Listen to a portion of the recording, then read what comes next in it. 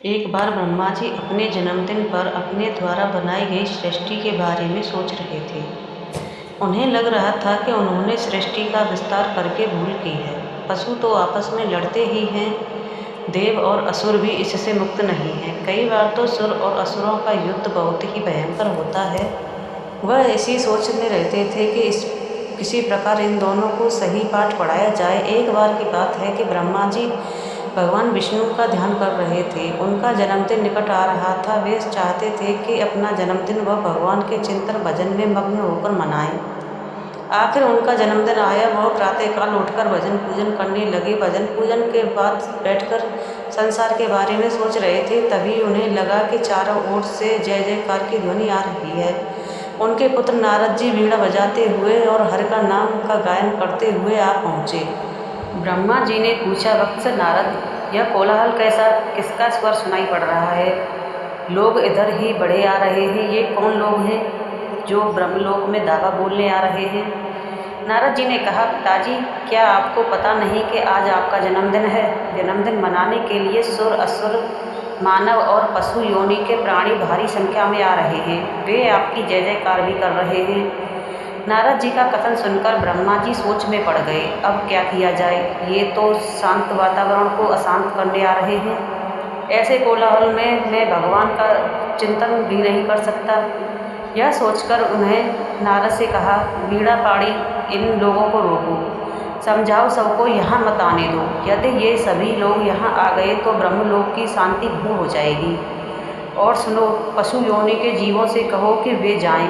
हम उन पर बहुत प्रसन्न हैं। वे जहाँ चाहे रहें और आनंद मनाएं। सुर, असुर और मानव बुद्धिमान हैं, अच्छा बुरा समझते हैं, इसलिए उनके 5-5 लोगों को बुला लो। हाँ नारद, एक बात का ध्यान रखना कि सभी लोग एक साथ न आएं। अगर सभी प्रतिनिधि एक साथ आ गए तो परस्पर झगड़े लगेंगे। सबसे पहले सुर समुदाय का प्रतिनिधि आना चाहिए। वे जब चले जाएं तो असुरों के प्रतिनिधि को आने देना। उसके बाद मनुष्यों के प्रतिनिधि से मिलूंगा। ब्रह्मा जी की बात सुनकर नारद जी ने कहा, पिताजी, ऐसा ही होगा।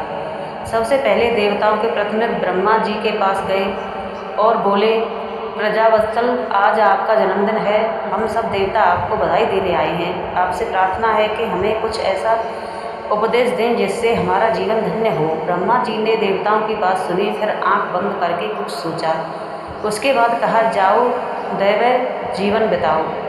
इसके बाद असुरों की बारी आई। असुरों ने भी ब्रह्मा जी का गुणगान करके कहा, पितामह, हमें कुछ भी ऐसा आशीर्वाद दें कि हमारा कुल उन्नति करे, हम लोग सुख से रहें। ब्रह्मा जी ने उन्हें भी दे दिया, सीख दी। अब मानवों की बारी थी। नारद जी ने मानवों के प्रतिनिधि से कहा, जाओ ब्रह्मा जी से तुम लोग भी आशीर्वाद ले लो। मनुष्य का प्रतिनिधिमंडल भी ब्रह्मा जी के सम्मुख उपस्थित हुआ। ब्रह्मा प्रार्थना की कि उनका भी कुछ इस प्रकार मार्गदर्शन किया जाए कि धरती पर मानव प्रसन्नतापूर्वक रह सकें। ब्रह्मलोक से सुर, असुर और मानव दल का आशीर्वाद लेकर आए, लेकिन उनकी समझ में न आया कि ब्रह्मा जी ने सभी को द का आशीर्वाद क्यों दिया। बल दे सकते थे, बुद्धि का आशीर्वाद दे सकते थे और संगठित होकर जीवन बिताने की समझ दे सकते थे। वे सब यह सोच ही रहे थे कि नारद जी वहाँ पहुँचे।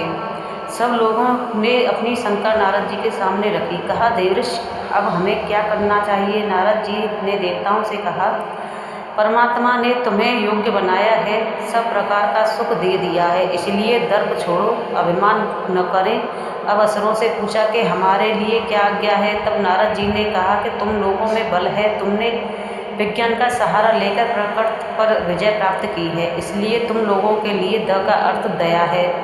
किसी को व्यर्थ न सताना, अब सब पर दया करो, सबको फूलने फलने का अवसर देना। अब बारी मनुष्यों की आई। नारद जी ने उन्हें कहा, ब्रह्मा जी का कहना है कि तुम लोग दानमय जीवन बिताओ। जो कुछ अर्जित करो उसमें से 10वां भाग किसी निर्धन, अपाहिज या समाज के उपेक्षित लोगों के लिए निकाल दो। अगर तुम्हारे पास पैसा बल है तो लोगों की भलाई के लिए तालाब खुदवाओ, धर्मशाला बनवाओ, जहाँ पथिक विश्राम कर सके। इस प्रकार ब्रह्मा जी ने देव, असुर और मानव सभी को द का वरदान देकर